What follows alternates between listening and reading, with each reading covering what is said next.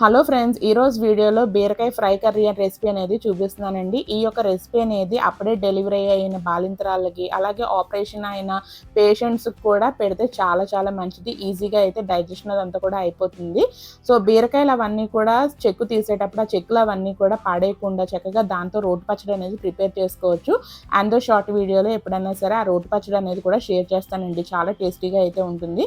So బీరకాయలు అవన్నీ కూడా చిన్న చిన్న ముక్కలుగా అయితే కట్ చేసేసుకున్నాం కదా. ఇక్కడ స్టవ్ ఆన్ చేసి స్టవ్ మీద మూకుడు పెట్టుకుని అందులో ఆయిల్ వేసుకున్న తర్వాత ఆయిల్ హీట్ అయిన తర్వాత బోల్డ్ అని వెల్లుల్లిపాయలు అయితే వేసుకోవాలి. వెల్లుల్లిపాయలు ఎక్కువ వేసుకున్నట్లయితే బాలింతరాలకి కొంచెం పాలవన్నీ కూడా ఎక్కువగా రావడానికి అయితే ఛాన్సెస్ అవన్నీ కూడా ఉంటాయండి. దాని తర్వాత పోపు దినుసులు మినపప్పు, శనగపప్పు, ఆవాలు, జీలకర్ర, ఎండుమిరపకాయలు, పచ్చిమిరపకాయలు, కరివేపాకు అవన్నీ కూడా వేసి బాగా ఫ్రై అయిన తర్వాత కట్ చేసి పెట్టుకున్న ఈ యొక్క బీరకాయ ముక్కలతో పాటు కొంచెం ఉప్పు, పసుపు వేసుకుని మంచిగా ఫ్రై అయినిస్తే వాటర్ అదంతా కూడా ఎగిరిపోయినట్లయితే ఫ్రై కర్రీ అనేది రెడీ అయిపోతుంది.